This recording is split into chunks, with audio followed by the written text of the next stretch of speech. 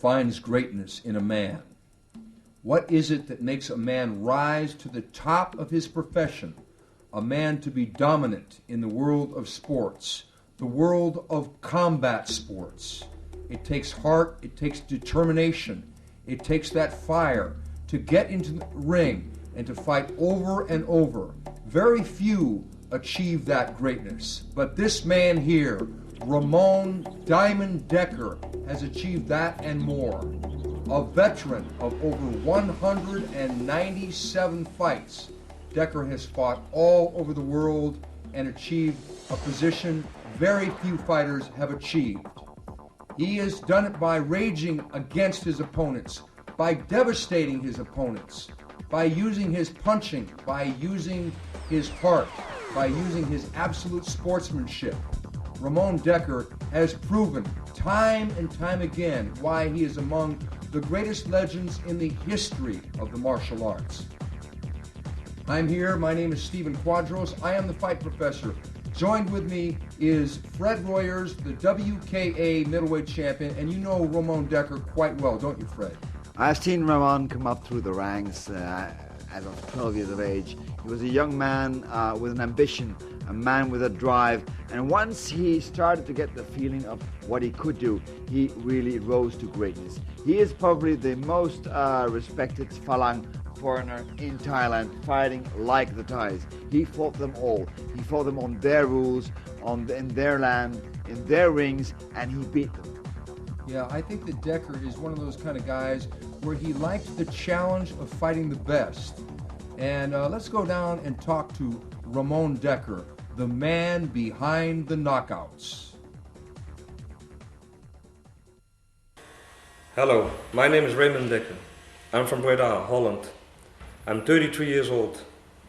I've been fighting for 20 years. I had almost 200 fights.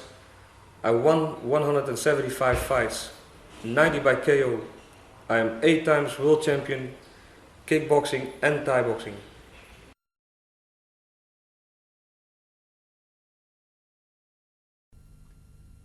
Ramon Dekkers, I followed your career from the beginning.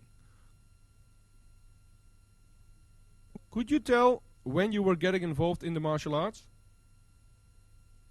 That's about 15 years ago. When were you born? 1969. 1969. At which date? 4 September.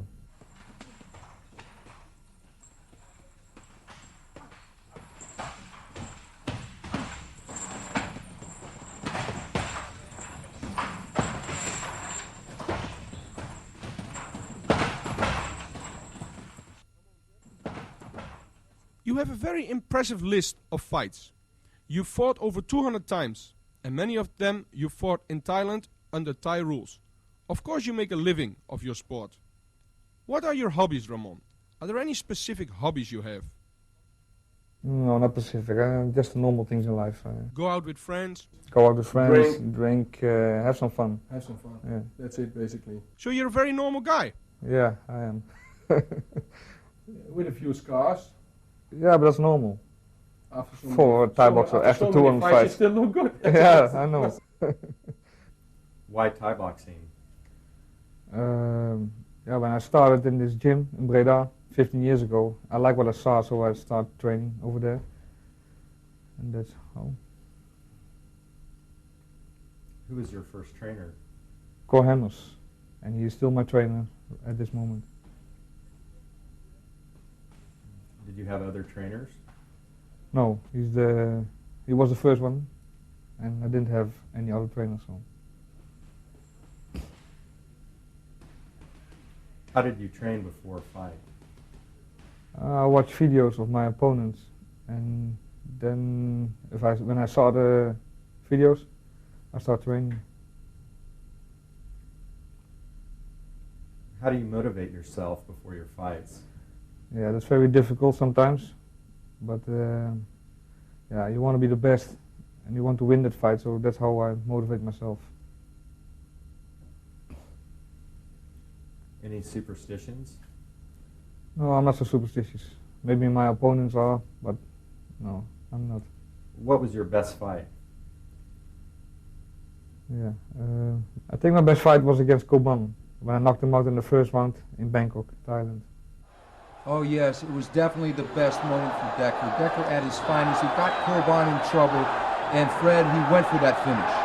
Well, Koban was never knocked out before, and this was a huge surprise for the Thais. And look at the punching power of Ramon Dekkers. That has always been his greatest asset. Incredible punching power, his high kicks, his leg kicks, but he never stopped punching until Koban went down. Koban come back again, he's counted 8, but then again Koban comes forward right into his doom. Yeah, right into his doom indeed, because Ramon jumps in with an elbow there, and it was that left hook that ended matters right away. It was Ramon's finest hour, his own admission, a huge victory in Thailand against the champion, Koban. Look at the total stupefaction on the faces of the Thais. They cannot believe what has happened.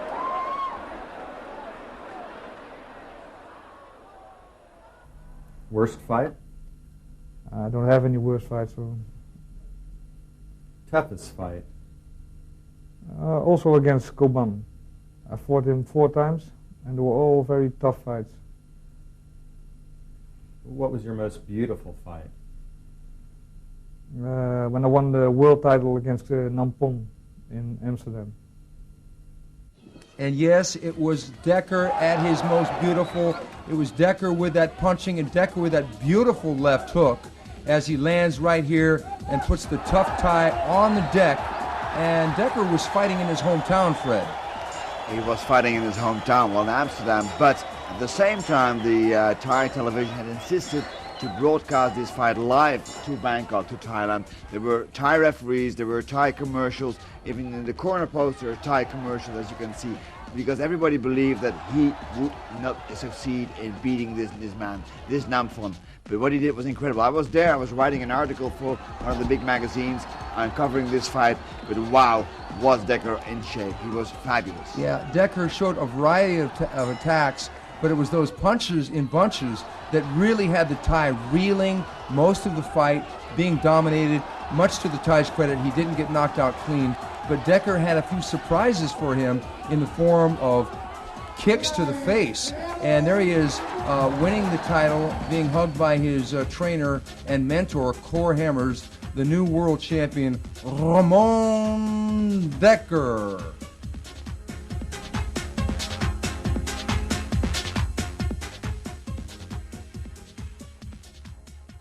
What was your nicest and worst memory of fights or fighting? I think the fights that I lost on points, but for myself, I won. But they cheated, you know, especially in Thailand. They let me lose a fight, but it was for sure that I won that fight. What was your most emotional fight?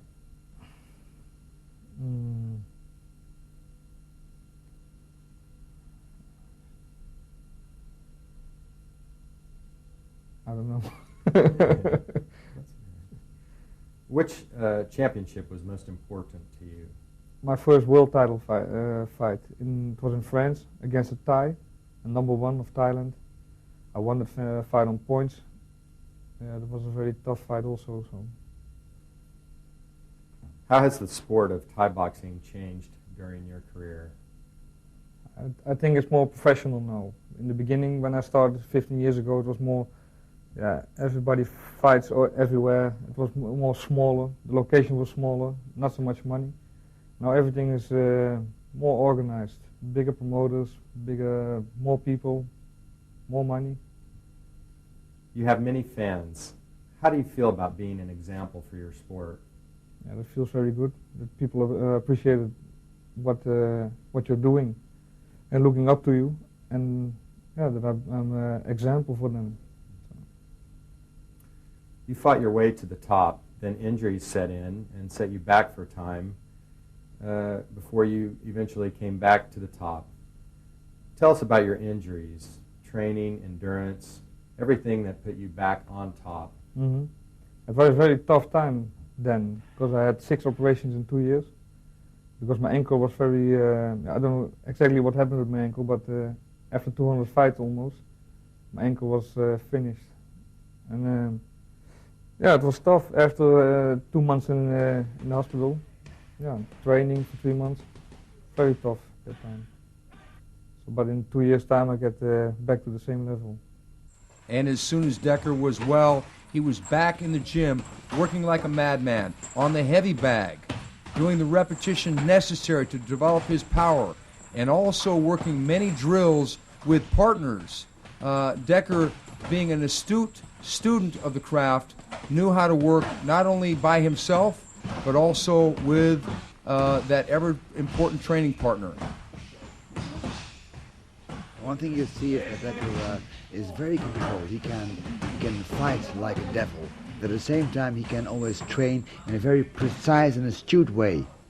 He is really a scientist of the art. Absolutely. And one thing about Dekker is that it's the constant repetition of the technique to develop the technique. He's not just some free-swinging wild man in there. He is a cold-blooded technician with the intention to terminate. Now this is with Cor Hammers, his trainer and stepfather, who is working the pass with him. And you can see the enormous power that Dekker already possessed at that time. I mean, this man was 63 kilograms, and he fights and punches and kicks like a heavyweight. It's really incredible the way he fights, the way he works. Yeah, I had a special schedule with my trainer, Cor Hammers. We train in a special way to get me back in the fighting, on the fighting level.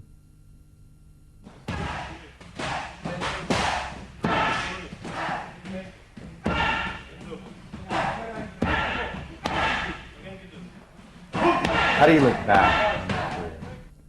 Yeah, very good, because I won everything that I could have won in my sport. So. Do you still have goals left in your sport? No, not in my sport.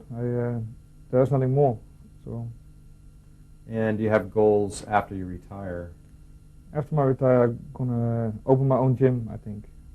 Start training and doing seminars all around the world. So. You're not known very well in Holland, but you're very famous in Thailand and Japan. How do you feel about not being very well known in your own country? Yeah, I'm used to it now. In the beginning it was very young. When I walk on the streets in Thailand, everybody recognizes me and asks for autographs and pictures. Yeah, here in Holland, yeah, they don't know you, so, but you get used to it, I think. Do you think the public sees the sport of Thai boxing the same as they see other sports like football? No, I don't think so. I think the people got a very wrong image of kickboxers. We are all criminals and do bad things. But I think it's the wrong impression they got. I think we are top sporters, training hard, training every day, and watch what we eat and how we eat. Don't go out. You know, we are very serious. Train more than a football player, I think. So I think they got a very wrong image of kickboxers.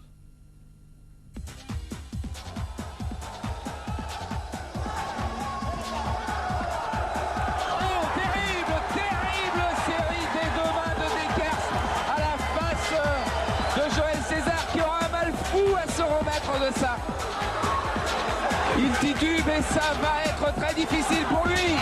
Le voilà qui retourne à terre. Il l'avait dit Dekkers, c'était un accident contre Cabal, mon KO.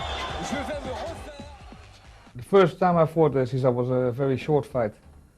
Yeah, what I remember is that he was constantly in the attack, you know? Yeah. And that I hit him a couple of times very good with some punches, but at the end of the first round, I hit him very good with a left hook, and he went down, and the referee stopped the fight. Joël César n'a pas récupéré du tout, je peux vous l'assurer. Il va venir prendre des risques et ça va être trop certainement. Quelle bagarre! Allez! César avait trouvé l'ouverture, mais il est retouché d'une droite. Il veut se battre immédiatement, c'est forcené, c'est fou ce que peut être la boxe thaï. On boxe depuis 1 minute à peine. Et on retrouve exactement l'ambiance que l'on a à Bangkok, au stade Lumpini. Et c'est fini. C'est fini, Joël César ne sera pas champion du monde. Dekkers garde son titre. On va peut-être discuter dans le coin de Joël César, mais Peut-on dire qu'il avait récupéré? On va revoir des images que Didier Froli va nous renvoyer. Certainement qu'il n'avait pas récupéré complètement, car il avait pris énormément de coups. Et pourtant, il avait trouvé des solutions de contre encore dans les ce dernières coin. secondes. Un coup de pied de face.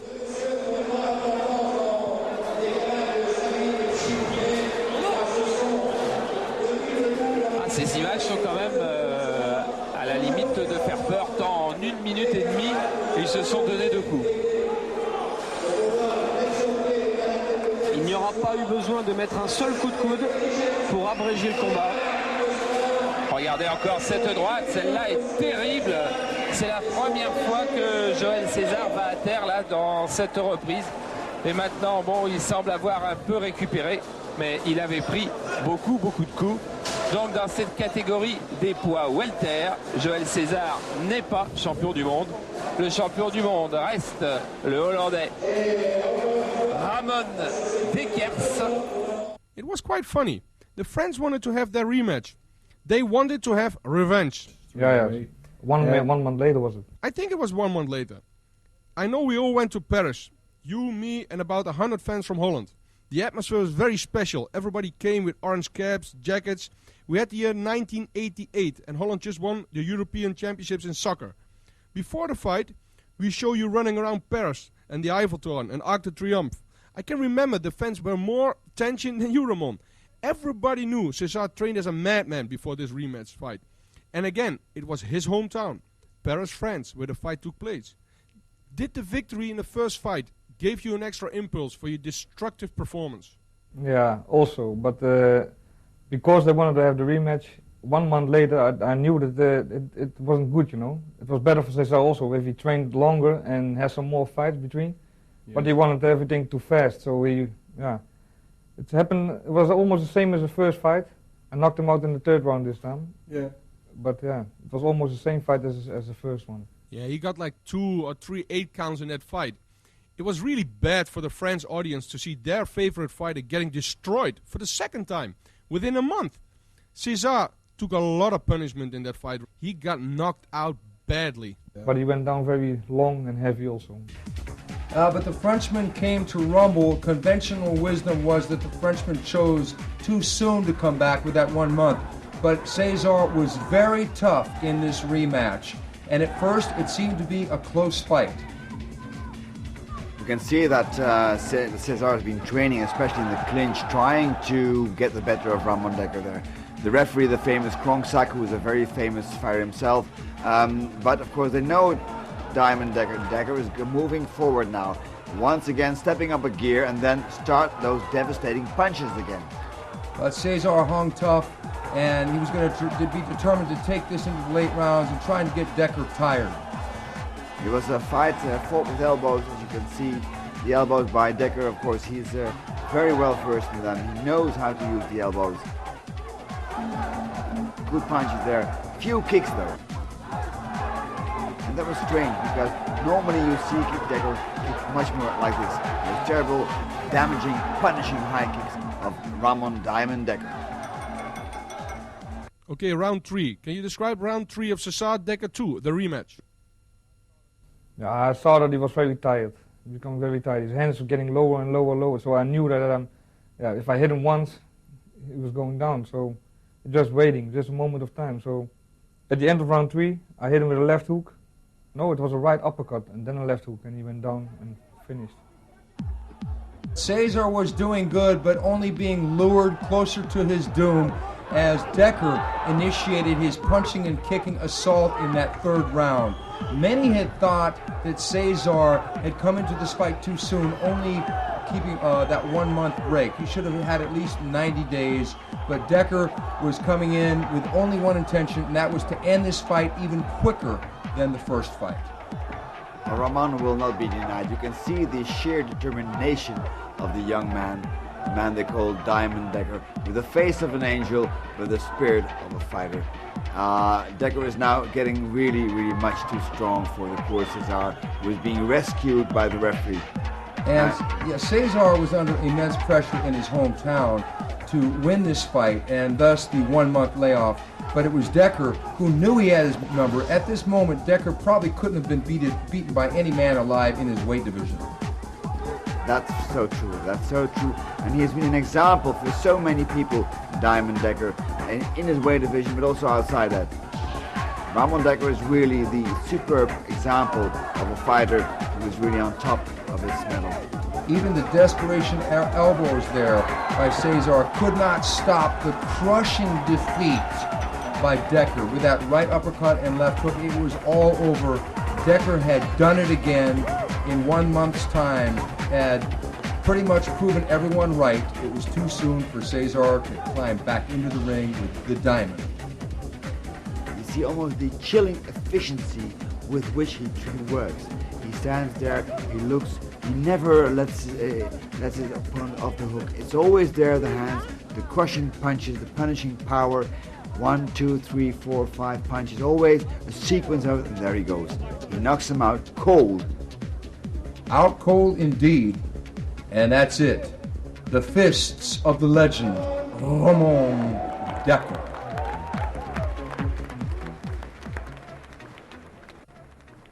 I think it's one of your stronger weapons, your left hook.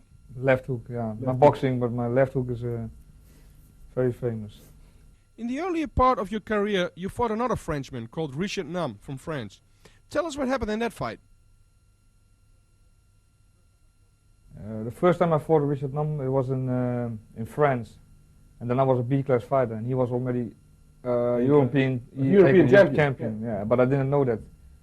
So when I saw him, I said, "Yeah, I will fight," because I didn't know him. I lost that fight on points, but it was a very heavy fight for him and for me. Mm-hmm. So the rematch was in Amsterdam, and then at that time I knocked him down in round 4 by a punch on his left hook and a punch on the body. Yeah, I witnessed that fight. He also had a lot of difficulties in handling your low kicks in that fight, Ramon. You kicked him so hard, even on his defense, that he could not continue that fight. So that was another illusion less for the French people. Your next opponent is Kevin Morris from Great Britain. Yes, there were 2 brothers. Yeah. Morris. I fought his brother also before this fight, and they were very good boxers. They're from England, so they're famous because of the boxing. But yeah, kickboxing is something different. And this was Ramon in his development stages, trial and error time, as we saw some flash from the man from Holland with a spinning hook kick. And we saw a lot of craziness. He was making his on-the-job training, trial and error, that would later forge one of the greatest fighters of all time. My kicks were very good, my high kicks and my low kicks. I think that's why the judges gave you the decision in that fight. My kicks make more points. Yeah. And Dekker had taken his kicking to the next level, as many people thought he was starting to kick just like a Thai. It was the power, it was the commitment. And with that power and commitment, sometimes came the injuries, because Dekker always trained with the intensity of a madman, throwing everything, including those kicks, with full power. Whenever he threw a kick, it was always full power. There was no holding back there. It was just like he was punching, always with the intention of knocking somebody out. Yeah, and there he is fighting just like a Thai, trapping the leg. And it was those kicks to the body, kicks to the leg, everything, that it was like swinging a baseball bat. Dekker was renowned not only for those devastating punches, but also those hammers below the waist, those shins of steel, of which he would occasionally set up with the punches and then blast the low kick occasionally. He was really becoming feared for that power.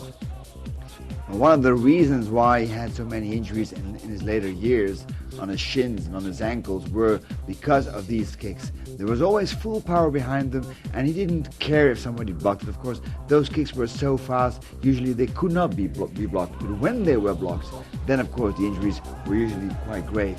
But that did not deter Ramon Dekkers. He kicked anyway. Yeah, and what he did was he would actually try to kick through his opponent. And the opponent's legs definitely fell prey to that. He would crack guys open time after time again. And the people, what they got with the name Ramon Dekkers, they started to shiver, thinking that they had to go in the ring with this demonstration of destruction. Then there is this other English opponent by the name of Kevin Morris, who takes you on. What happened in that fight? Yeah, he was very afraid, running around, and yeah, I gave him some good punches, but after that he started running and he didn't want to fight anymore, so he quit. It had gotten to the point where Dekkers' opponents were so afraid of him that they fought merely to survive. But this presented a new problem for Ramon. Rather than to try and shoot it out with his opponent in the middle of the ring, he had to drive them to the corner and to finish them off with his punches and kicks. Ramon Dekkers was, of course, one of the most superbly prepared fighters ever, a man who never let go. He was always very dedicated in training, always strong, always powerful, always with lots of stamina. He needed that because the people were so afraid of him now, his fighters, his opponents, they ran away. They tried to hide, but they couldn't hide. The ring was just too small, and Dekkers did exactly what he wanted, did exactly what he set out to do, and that was to create a knockout, usually a devastating KO.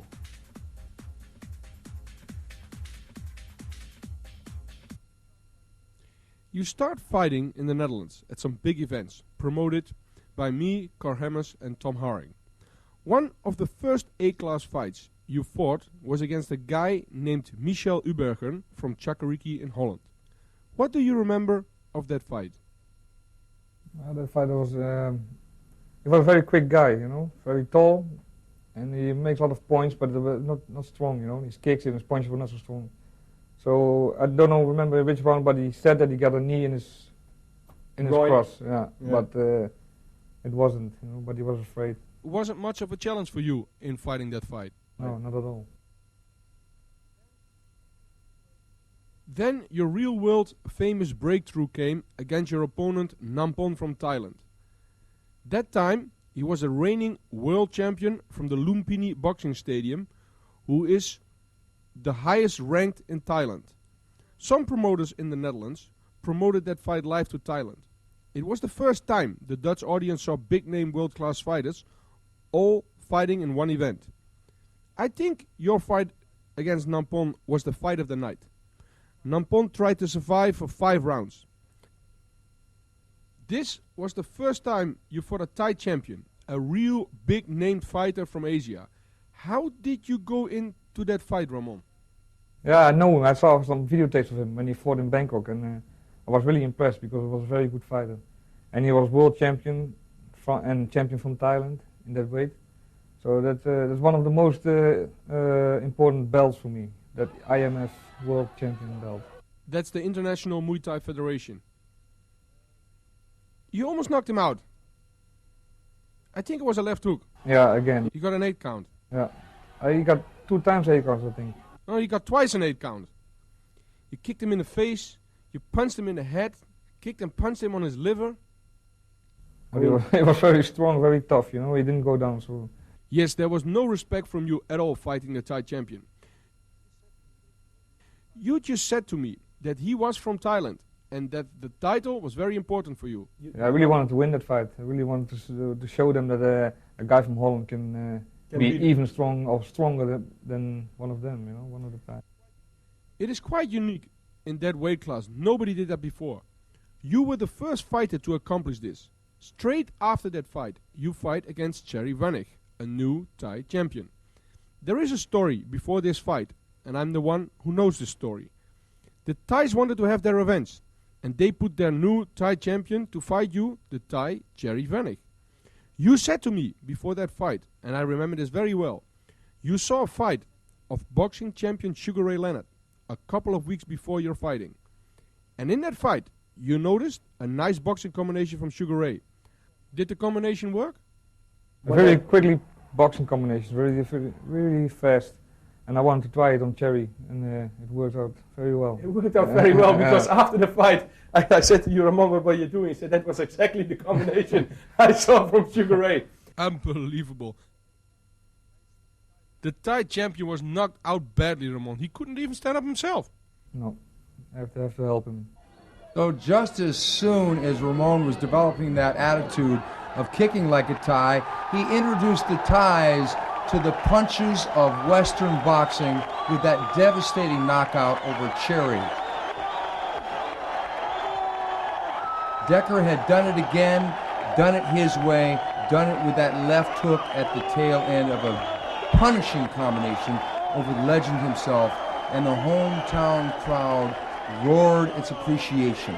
People were suspecting he was now a kicker, but then he proved once again he was very much a puncher as well. The Thais had not seen these kind of punches before.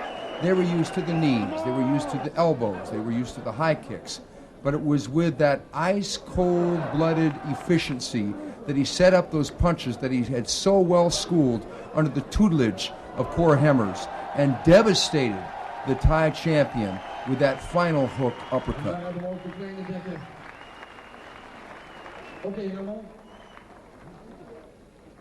Dekker was now becoming a legend around the world, and the Thais wanted him beaten badly. So did this young chap. His younger brother, who was becoming a left hooker himself, and the great Rob came and lifts the future champion up as Dekker goes and pays his respects to the fallen champion. Dekker, always the consummate sportsman, had nothing personal against the Thais, but I think the country of Thailand wanted a bit of payback. At that point, they really were getting nervous, and they invited you to Thailand for the first time. First time, it was the first time, yeah. Nampon, Nampon. the rematch. Rematch, and they asked if I want to bring the belt with me, but I didn't. You know you were going to get robbed.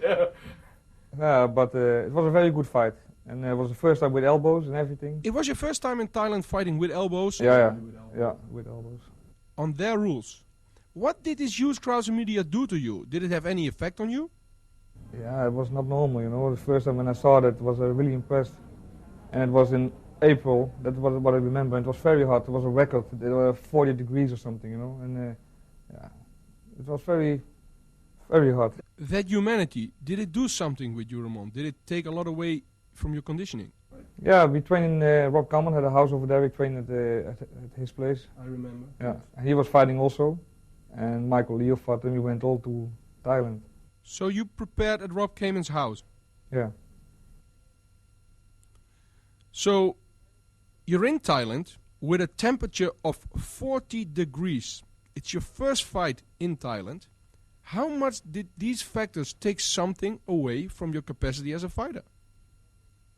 I felt better because Yes? yeah, I felt better. When it's so hot, and for me it's no problem to fight with that temperature. No, but I also think maybe the preparation did a lot during that fight. Yeah, I trained only 1 week in Thailand. Before I trained in Holland, and 1 week before that fight I trained in Thailand.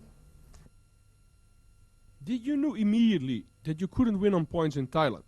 Obviously you saw fights in Thailand and knew that a Phalang, which is a Thai word for foreigner, could hardly win on points in Thailand.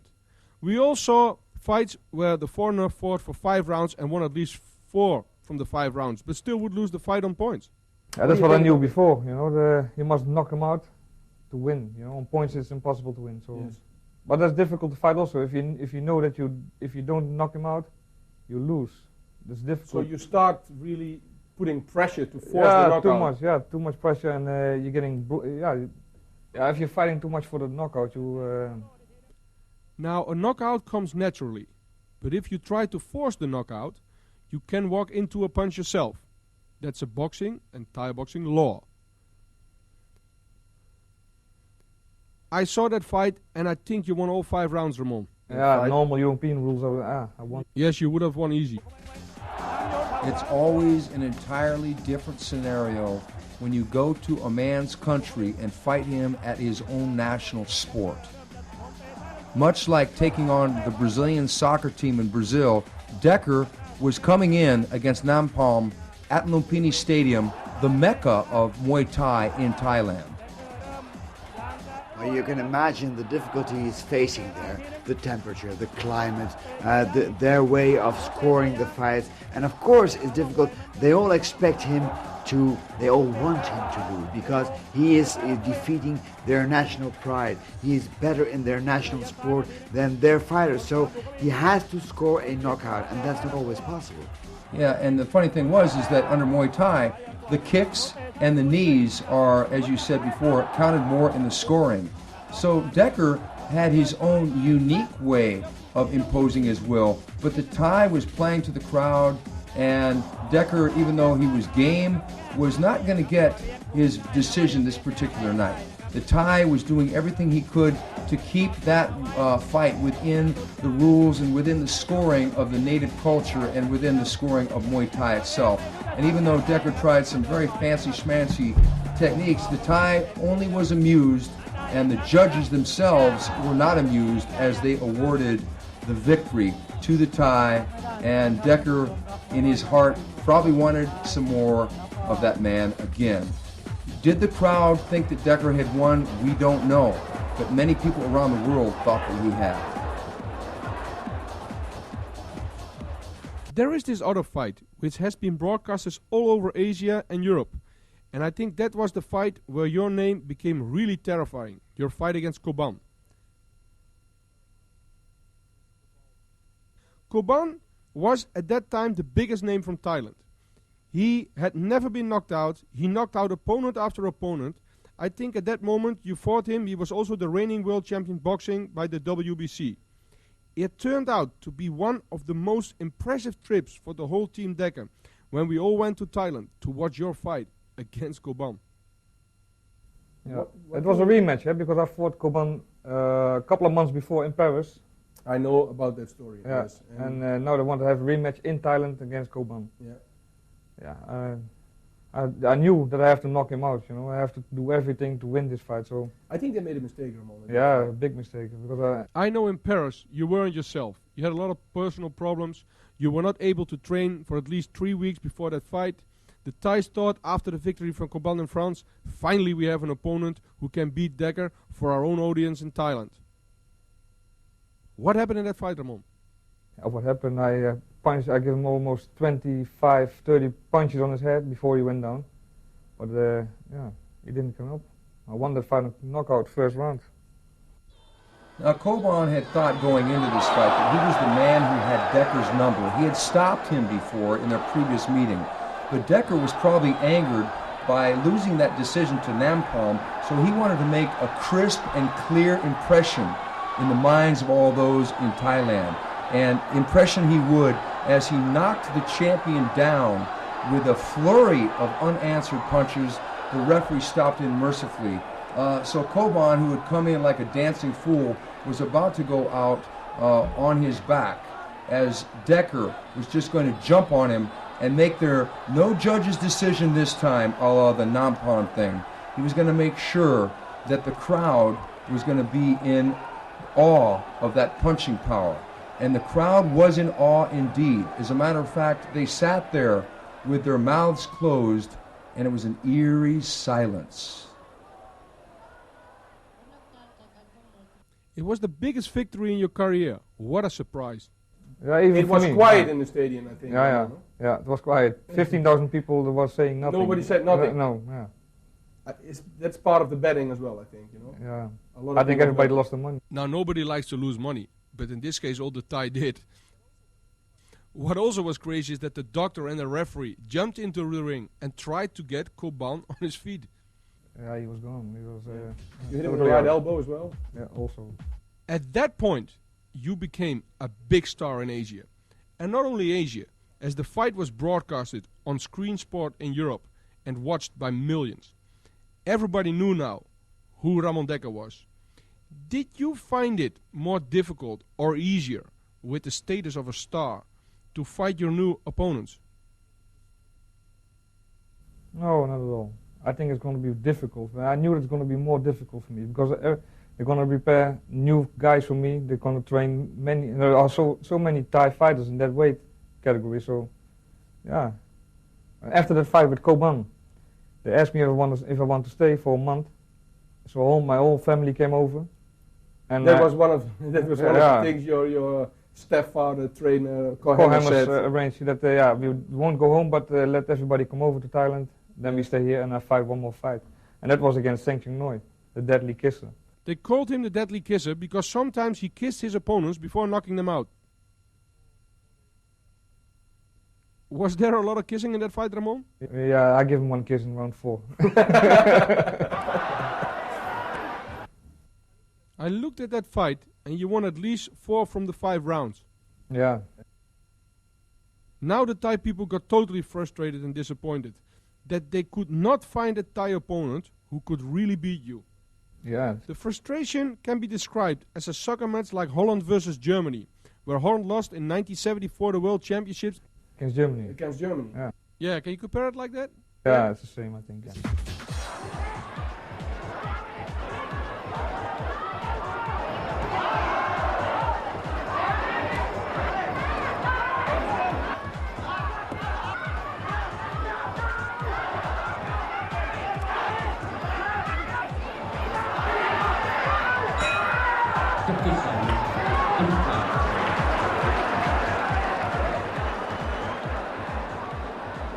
Ramon Dekkers was now becoming the fastest rising star in Thailand in Muay Thai, and he was being matched against the best. But that rising fame was a dual-edged sword. The Thais paid good money to see him fight, yet, in some ways, they did not want him to win, as he did not win such fights as against the legendary Songthanoi. Dekkers would try to play the game as well as he could, try and be tactical, try and fight like a Thai, try and use the point system in his head, and it was very hard for him to win on points in Thailand at that time. Well, time and time again, he met this problem, trying to do his thing, trying to beat the Thais at their own game. But of course, they had become very fans of him as well. It became so difficult for him to train there that people came and watched the way he was training. People were sitting down and writing down the things he and his trainer were doing there in Thailand. So we had the very strange situation that the Thais were learning to train the way Dekkers was training. And some of the Thais who had suffered defeats at the hand of Dekkers had sent a message to other Thais to follow, including Sangtanoi, that if you fought aggressive against this young man from Holland, that you might end up, as Koban did, flat on the deck. So they started to fight more conservatively and to hope for those decisions, because it was very hard for anyone to stop Ramon Dekkers at that time, including this man, the deadly kisser, Sangtanoi. Even though he tries for those elbows to try and open up a cut, it's really a conservative match that he tries to fight. He doesn't try to go for the finish at all times. Well, Ramon Dekkers had become so popular and so famous in Bangkok, in Thailand, that if you arrived in Bangkok and you go up to a taxi driver, you say you're Dutch, the first thing they would say is Ramon Dekkers, Diamond Dekkers. That name had become a legend. And it was a legend for such wars, with punches, with kicks, with knees, elbows. And even though he would cut the Thai, he would seemingly win the fight, and he would initiate his own attack, fight at will. The benefit of the doubt was always given to the hometown boy, and it had to be frustrating on one half, but on the other hand, Dekkers just liked to fight, and he liked the adulation he was getting from the fans. The people on the street were just absolutely enamored with this blonde-headed European. Well, you can see here that he's really dictating the pace of the fight. He's cutting Sangtanoi, and even though he is so much stronger, he is dictating the fight, they still made him lose the fight. And it was sometimes frustrating, but on the other hand, he knew that if he didn't knock him out, he would lose the fight. But I think in his heart, he knew that the fans were behind him.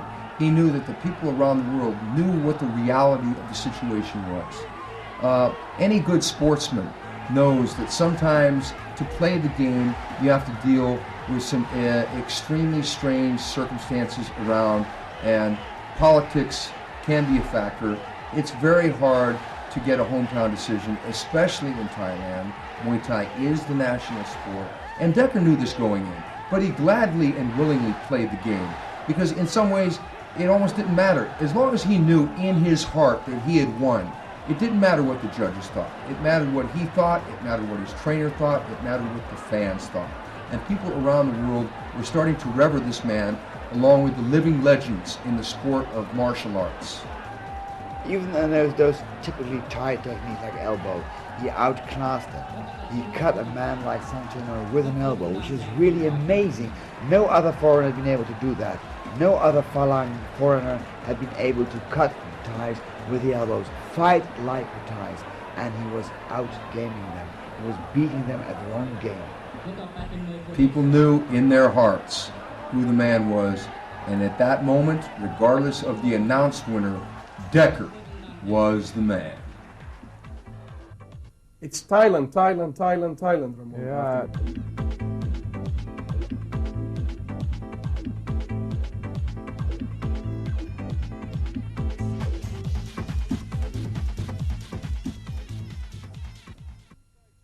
A new Thai champion is created.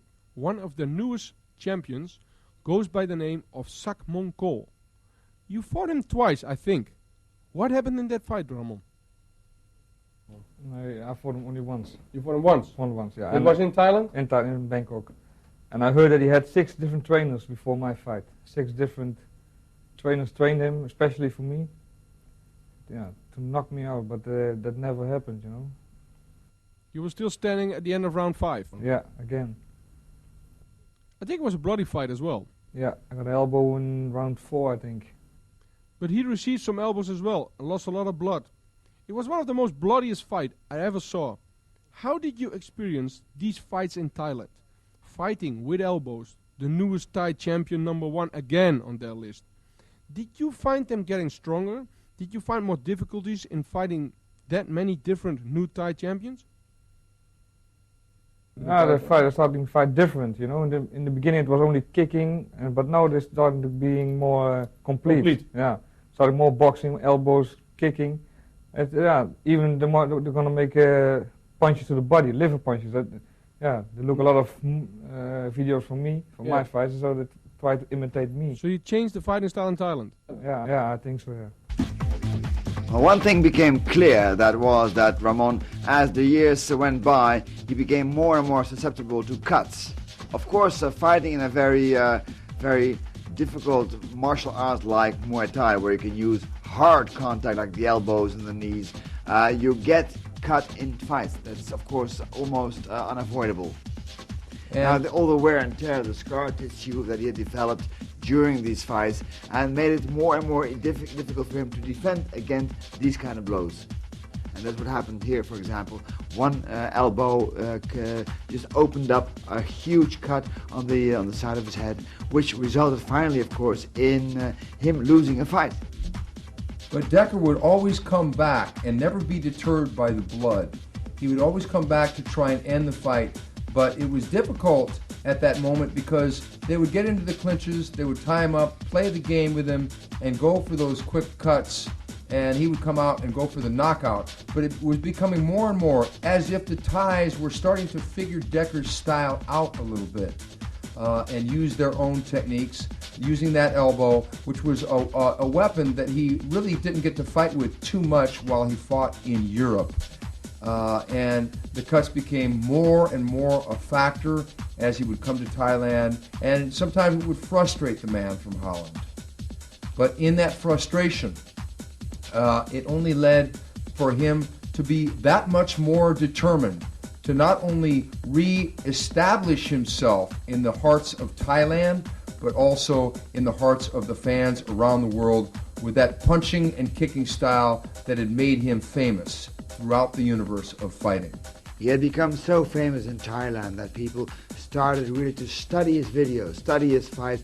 There were really trainers, especially who were called in to instruct the fighters who were fighting him, just to make sure that their fighter would win, because they were so proud on their Muay Thai, and the Thai are a very proud people.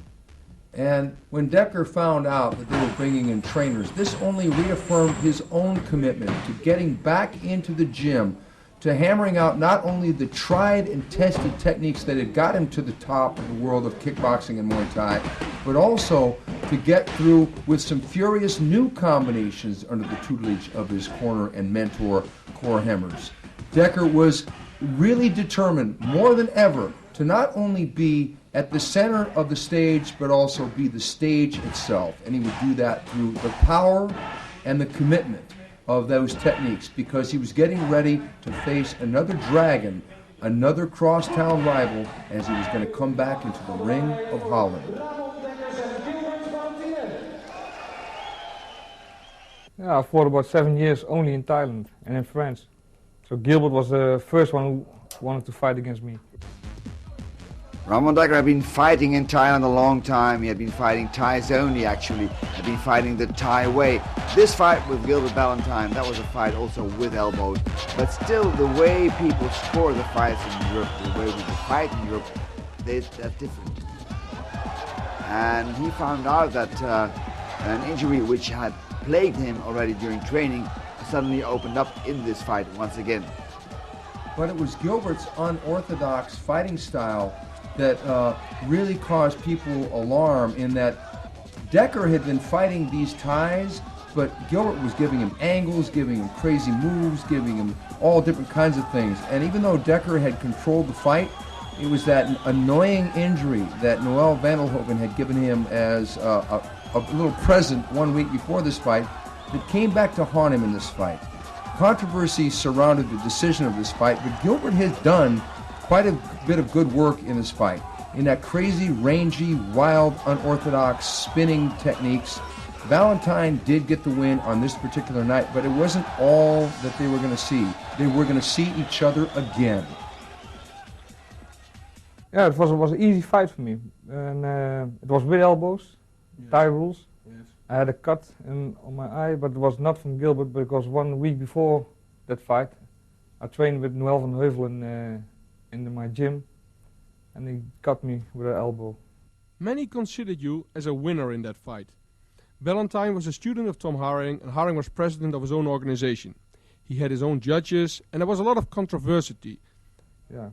Many people speculate that the first 3 rounds of the fight you gave Gilbert enough problems, especially with your elbows. Yeah, if you see, I fight really like a Thai in that fight. You know, I only kicks, not so many punches, but only kicks to his body.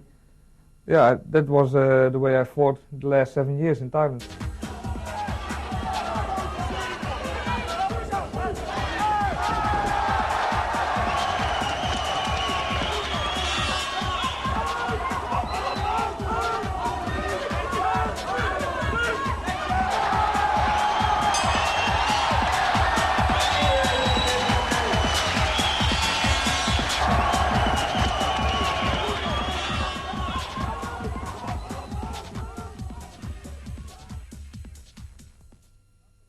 You were fighting a Thai, Chanoi, an elbow specialist who lived in Germany at that time. What happened in that fight, Ramon? Chanoi was a very difficult opponent. He is very, I don't know. Technical, very good. Yeah. He's very good hard. good with elbows, because he, in the 3rd round and 4th round, he hit me with an elbow, and I got a very big cut from him. So the cut on the forehead is from Chanoi. It's from Chanoi. It's from Chanoi. That is quite a souvenir Chanoi gave you in that fight. What happened after that 3rd round? Could you continue fighting with that cut? Yeah, I knew that maybe the referee is going to stop this fight, so I have to.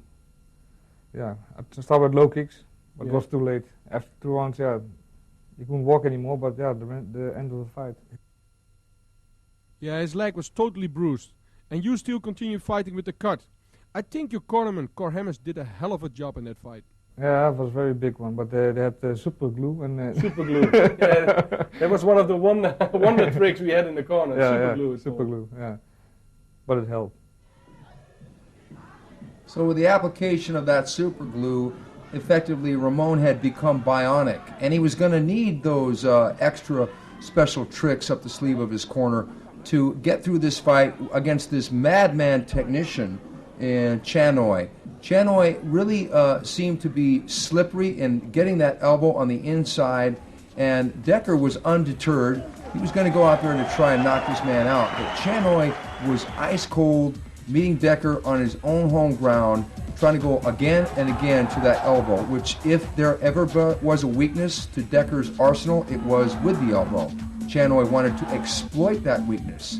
But like I said before, Dekker was undeterred and was swinging for the knockout until the very end.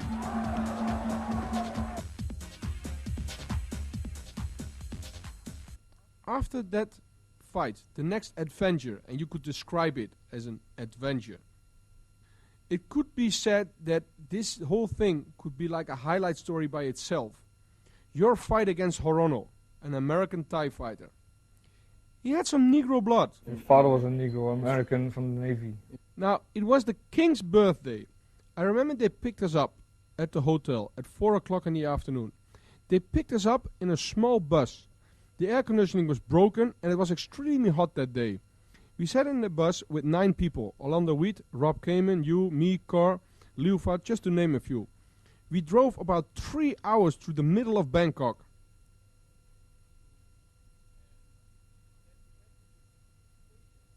And when we finally arrived at the so-called place where the fight's supposed to take place, nobody was there. Yeah, there was no event. Of course, the Thai who was driving us didn't know nothing. Lucky for us, and we thought at that time it was a mistake, Rob Kamen spoke and asked a Thai with a motorcycle standing on the street where the fight took place. His answer shocked us. He said we were at the wrong stadium. So they drove us for another 2 hours. But now, of course, we knew it was on purpose. With 9 people in a small bus, with no air conditioning and a temperature outside of 40 degrees. Now we had to cross this lake. Do you remember this? Yeah, I remember that. Yeah, sure. You remember me crawling out of the window and saying that we're all going to drown? I think that it is these type of stories which makes it worth to live the life we did. Yeah, after it's funny, you know, you can laugh, but before that it's not normal. Before it takes you way out of your concentration. Yeah, sure, because when we arrived there, I came out of the bus, I had my tape in and did some warming up. And then you had to sit in the ring on your knees for at least an hour after that 5-hour drive in a small van with no air conditioning. Yeah. It was the king's birthday with a live audience record of over 100,000 people, and broadcasting was done live in Thailand and throughout the whole of Asia. It turned out to be a very good fight with an even matchup. Did you study it especially for Horono? I saw some fights from Horono on tape, and I knew that he had some very good elbows, so yeah. I have to watch out for them because I had enough scars. So yeah. You didn't need another one. No. And Ramon was not one to avoid a tough challenge. Where his last opponent had been more of a technician, Arona was just a windmill of flurry and activity that could match Dekker almost power for power. Whereas Ramon would start to build up a lead early on, it was Arona that would come raging back with his own elbows, and it was that left elbow that was a deciding factor. And this was possibly one of Dekker's greatest fights, because in some ways, even though they were throwing everything in the kitchen sink, including this Terminator by the name of Arona, Dekker was now bringing out the very best in his opponents from Thailand. You can see the frenzy with which Rono is attacking. He's an incredibly strong fighter, and he knows that if he would be able to beat Dekker, everlasting glory would be his. Once again, the left elbow of Rono is trying to hit those weak scar tissues on the face of the Dutchman. But look how clever Dekker is defending himself. But he has a tough time. He has a real tough time with this motivated Thai, with this terrible fighting machine by the name of Orono. And this fight went back and forth. It had so many turns and twists. They were trading with the kicks to the face. They were just blasting each other, trying in earnest to knock each other out the whole way. And Dekker was blasting him to the front kick, to the chin, everything he could. Both men, they tried clowning with each other. They tried tricks up their sleeves like spins. It was really an affair where there was a lot of pride at stake, a lot of ego at stake, and with all the respect they had for each other, they were trying to get the victory and to ride on that name on their resume. A victory over one or the other was going to be a solid thing. Dekker had his hands full that night in Thailand, but so did Arona. No other foreigner had ever been able to put such an impressive mark on their sport, Muay Thai, as Ramon Dekkers. But in this fight, you could see the best coming out of both. You see the cut with Rono, you see the cuts with Ramon Dekkers, and both won it so badly. This definitely was one of the best fights on many people's list of top fights ever in Muay Thai. Now, how did you feel going over there with so many Dutch fans, really knowing that you beat your opponent on points, but lost to a judge decision all the times? Or do you think, oh well, I have the tape and everybody can see I won clearly? Yeah, that's but it's bad for your motivation, you know, because before the next time you think, yeah, if I don't knock him out, I lost this game already, you know. Mm-hmm. So it's difficult. Next fight against Deschamps, you knocked him out. No more point decisions. Yeah, I think so. Yeah. More aggression and pressure fighting in Holland? Yeah, especially if you fight against a Thai in your own country, then you think, yeah, now, yeah, I can lose now, you know. I think that fight was in Rotterdam against Deschamps, Yeah. the Thai fight. Yeah, I hit him very hard on his body, on the liver. Liver punch. Liver punch, second round. He couldn't stand up. No. Yes, he faced Ramon Dekkers in Holland, and he was incredibly hard to beat. In front of the hometown crowd, he always seemed so dominant. And the Thai was clowning around, trying to win the points as far as the showmanship.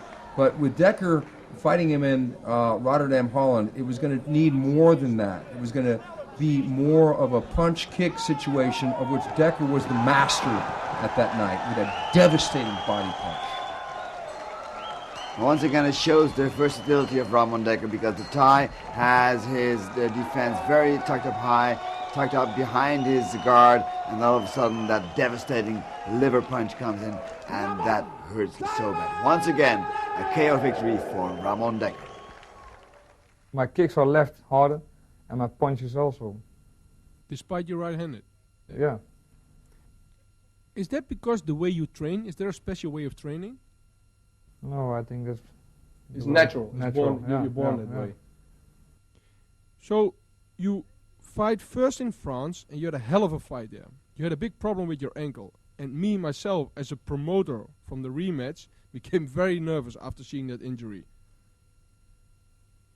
Yeah, I was very injured then. Yeah, you were very injured. And then 1 week later, you had to have this fight, this huge rematch in the Netherlands against Gilbert Ballantyne. Many fighters have that one opponent that brings out the very best in them. In this case, Ramon had the crosstown rivalry with Gilbert Ballantyne. Here in the rematch, Dekker and Gilbert go toe-to-toe for the entire fight. Dekker dealt out punishment, Gilbert dealt out punishment. It was the injuries, though, that had plagued Dekker so many times before this fight, and many thought that he was not going to prevail again, but prevail he did, and with force. But Gilbert wasn't going to give up at all. This is a lot like the classic rivalries in boxing between Sugar Ray Leonard, Roberto Duran, Marvin Hagler, and even in the heavyweights with Joe Frazier versus Ali. The classic opponent. They brought out the best in each other. Two Dutch guys going toe-to-toe. You can see that Ramon is already heavily relying on boxing techniques. Because of all the operations he's had on his legs, he's had, I think, 6 operations in 2 years. He just actually couldn't really kick with his right leg. He had to do it all with the left one, but still punching and kicking and going strong in this fight with Gilbert Ballantyne. Look at the way they eye each other. These two guys, they're just amazing. It's interesting because both these guys on paper have similar styles because they're both punchers. They both like to throw the wild kicks. But when you see the fight in its entirety, you realize that even though they are punchers, they punch entirely different. Ballantyne is in some ways more of a brawler, more of a street fighter, where Dekker is the... Now look here. Ballantyne really tried to snatch this fight away from Dekker, but it was Dekker's heart which eclipsed his injuries. It was that big heart indeed, plus the years of training that he had that forged an iron will that even though he was only kicking with that left leg, the pain he was feeling in the right leg did not deter him from taking this win against his crosstown rivalry, Gilbert Valentine. We shouldn't forget that Valentine was a great champion in his own right, a formidable fighter, and to be able to, even at this stage of his career, to wage a war with Gilbert Valentine is really an amazing feat. And I think that there was no bad blood after a while. There may have been at the initial time when they met, the first and even before the second fight, but after a war like this, where these two warriors go toe-to-toe, head-to-head, they gain that mutual respect for one another as Dekker notches the win and gets his revenge against the man from Chakariki, Gilbert Valentine.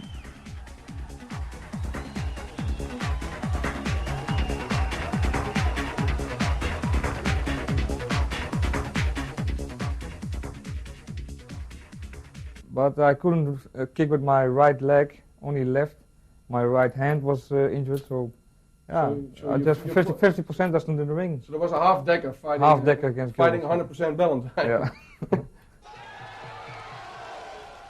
Now first you are fighting Dekker in Rotterdam, then Valentine in Amsterdam, and then Pralom Run in your own hometown, Breda. Yeah. I promoted that fight with Carhammers, and we wanted to give you a fight in your own hometown in Breda against a good Thai fighter. Did those circumstances stimulate you in that fight? Yeah, sure. It's better to fight in your own country or in your own place, you know, Breda. Yeah. Yeah, all the people who come and watch, yeah. You want to give them a special show, you know, and do your best more than normal, I think. Mhm. Because you were very aggressive at that fight. Yeah, and, yeah. You know, the Thai just. But didn't I was choose too it. aggressive, so the first round and the second round, it didn't work, you know. I was too hungry. You wanted to knock him out. Yeah. But the knockout came Naturally. naturally in round 4. Round three, I Three, think it yeah. was.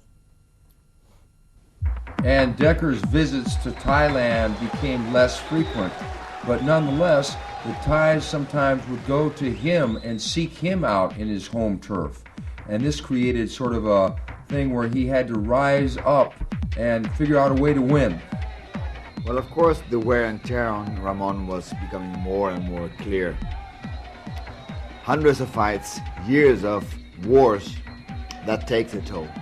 But still, every time, once again, it was again Ramon Dekker who was fighting for his life, fighting for his fans, fighting for his career, because he did not want to give up. He did not want to stop a career that was going so strong, even though he had all these injuries, all these operations. And actually, he was, at this stage of his career already, sort of a handicapped fighter, a man who could actually only kick with one leg. If his surgeon, who had operated on him so many times, would have known that he was still fighting, that he was still using the leg sometimes, for example, what we just saw right now, the right leg, he should not do that. And it was an interesting thing because Dekker fought in some ways not only for himself, for the honor of his legacy, but he fought for the fans. He felt a huge obligation to keep the fans happy because it was the fans, after all, that had led him through such an illustrious career, had paid his bills for him, had paid him the great purses he'd made in his so many fights.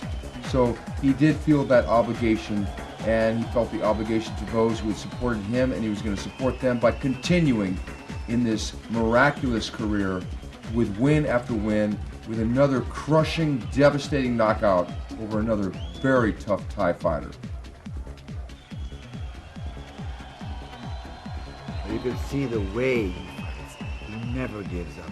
And when he goes once again for a total knockout, a devastating knockout, and a finishing blow.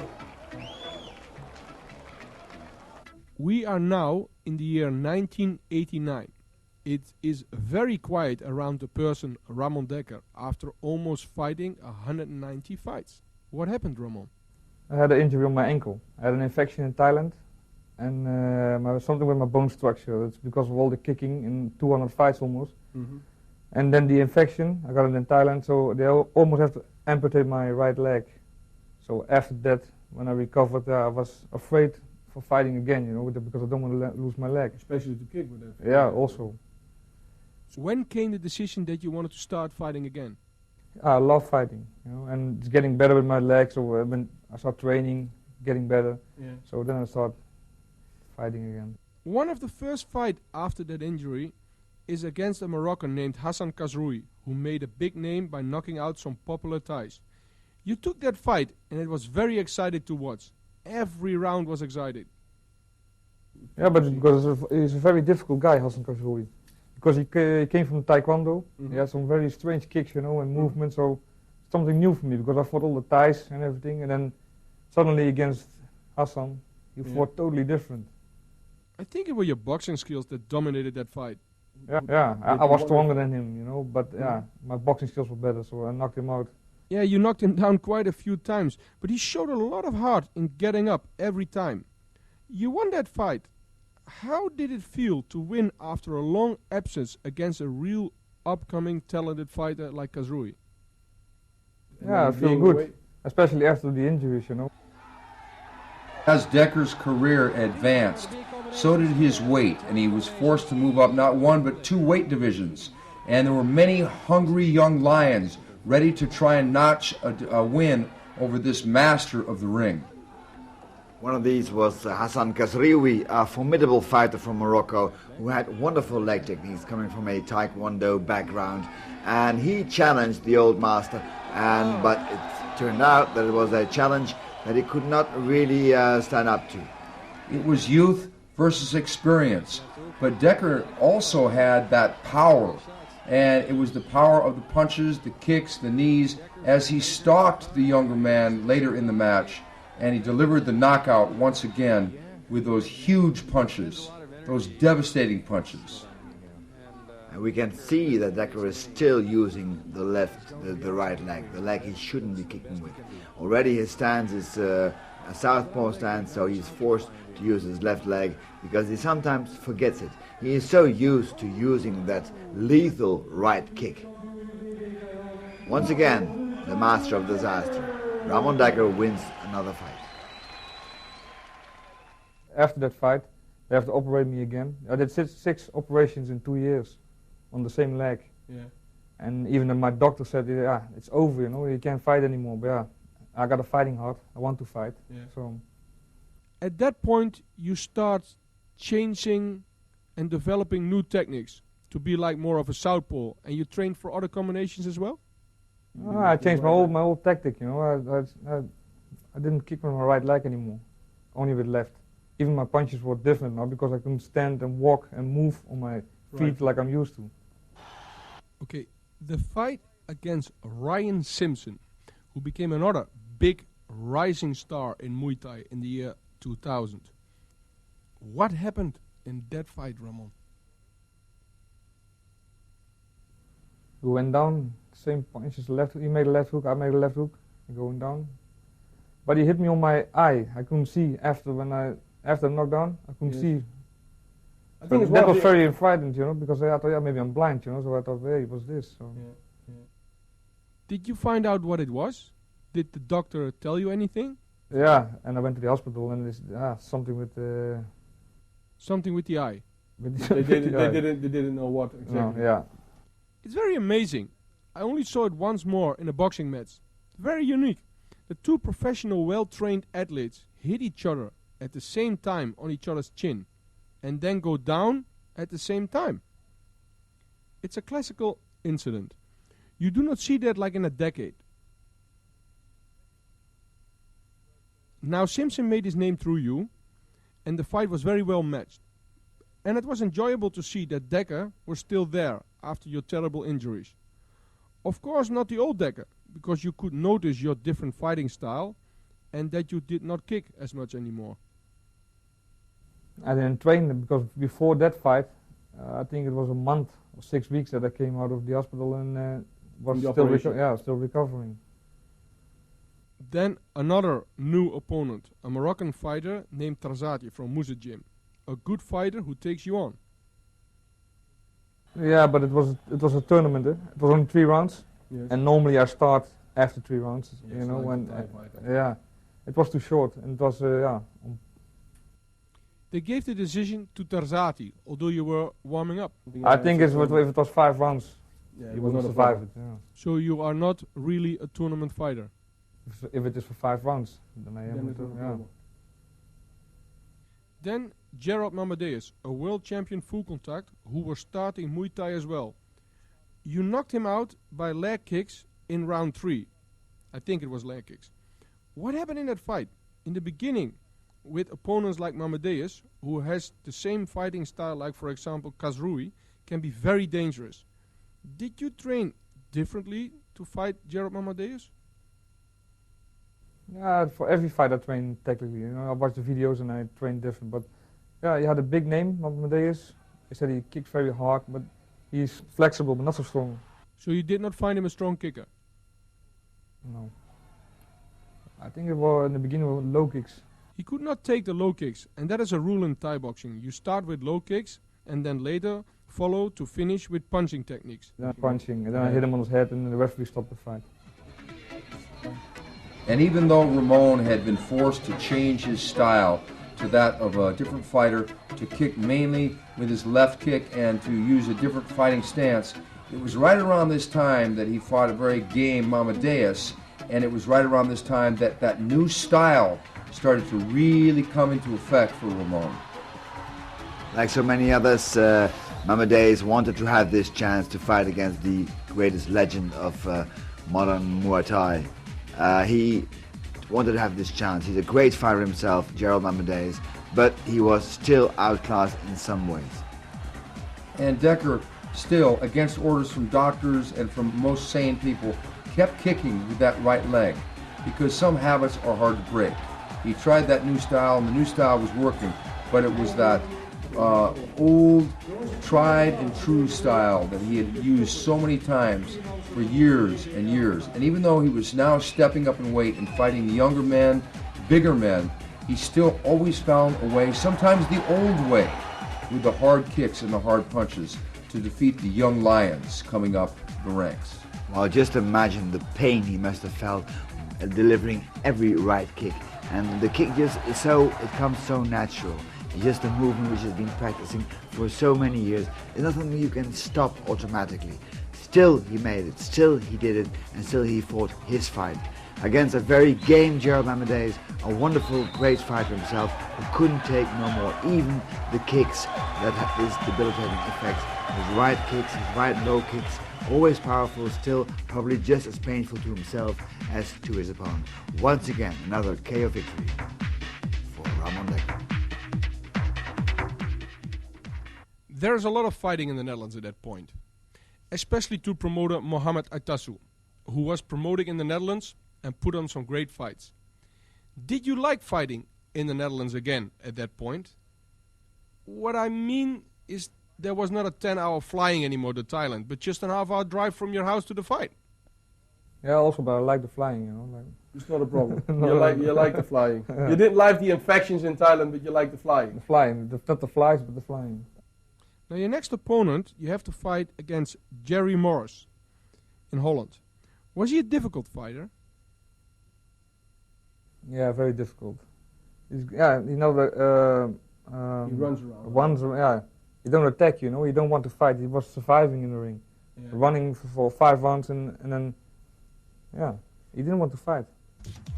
And it was Morris's frustrating style, his defensive countering style, that gave Dekker fits. He didn't want to stand toe-to-toe with Dekker. He wanted to move around. He wanted to use his defense and pick his own shots. And it was mainly a boxing match.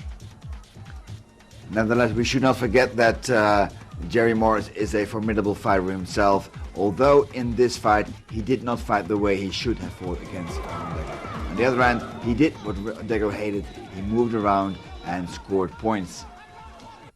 After that fight with Morris, Kazrui challenged you for a rematch. Even though the injuries were starting to plague Ramon on a frequent basis outside the ring, he never brought those injuries inside the ring as excuses. He would always face fighters with full intent, even in rematches. Hassan Kasriri was one of these great fighters that had fought Ramon before and had lost to Ramon, but the press was not very positive after that fight. Well, this time Ramon Dekkers made sure there was absolutely no room for doubt. And no doubt indeed, because no excuses were left after this fight. He got the KO and moved on to his next bout. I won the fight by KO, around 2 or 3, I don't remember. But my condition was very bad because I didn't train at all. I came out of the hospital again. That's another operation, so... So you did not really prepare for that fight? No, I think I trained for only a week, maybe 2 weeks. That was all. You were too strong for him? Yeah, and his chin was not so strong. I hit him very hard on his chin, but... He went down? Yeah. It is amazing Kasriri was getting very popular, and even then, after your long absence of fighting, you still won the fight. Twice he lost now to you, and now you're fighting all of a sudden Sang Chenoy, a Thai fighter. Was there a reason to take that rematch?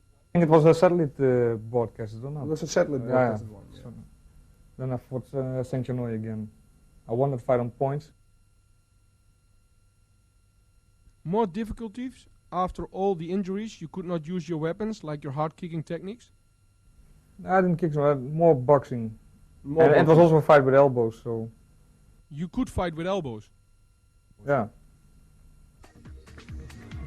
As Ramon's career began to wind down, there were a few things that he wanted to do.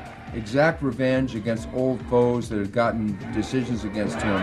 In this case, Sang Chenoy. And it was a matter of pride that he fought in front of the hometown crowd. And the Deadly Kisser thought he had won, but Dekkers had other ideas in this match.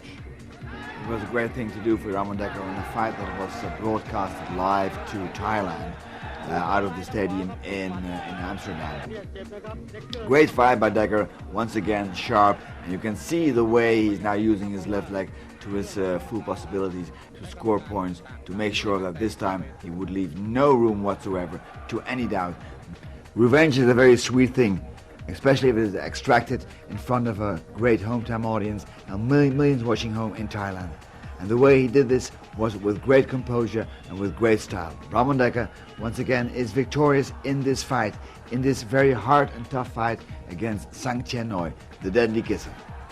And it was that time when Ramon had finally perfected that southpaw style, the versatile style that had given men fits around the world. And as he's congratulated by his corner, he now moves to the center of the ring, and ironically, he gives a kiss to the cheek of the man known as the Deadly Kisser. Now that's payback. Last but not least. And Ramon kept fighting, but some wondered how long would he go? How much longer would he stay inside the ring before he retired and moved on to activities outside the ring? Then you fight a Thai champion in an event in Morocco. Namkampong, he's from the same camp as Nampong. Yes, he was a very good Thai fighter. Very, very good one, yeah. How did the fight turn out? I lost on points, but yeah, it was live broadcasted to Thailand. Yeah. Thai judges and referees, so... Yeah, Moroccan fans really loved you. Yeah, sure. In some ways, Ramon Dekkers had reached a stage in his career in which winning or losing didn't really matter so much anymore. He had perfected the art of Muay Thai, using the elbows, the knees, the kicks, the punches, all exactly the way it should be used. And it was his defensive ability, along with his offense, that made him the complete package. If ever there was a fighter who epitomized from head to toe what you need to know about stand-up fighting in the ring against Thais, against Americans, against people from around the world, it was Ramon Dekkers, the great one, finally ending a great career. Is there a message you want to give to all your fans around the world, Ramon? Like, for example, to new, young, upcoming fighters? If they're watching the video, don't try this at home. It's very dangerous.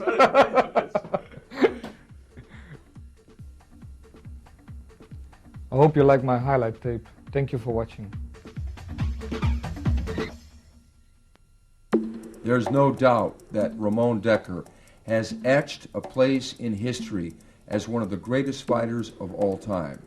I'm Stephen Quadros, I am the Fight Professor, and I've been very proud to have worked opposite my broadcast partner Fred Royers. Fred, what about this Ramon Dekkers character? Well, Ramon is fabulous, fantastic, and I would like to thank him on behalf of all the Muay Thai community in Holland and all over the world for all the years of pleasure, of excitement, of fantastic experiences that he has given us.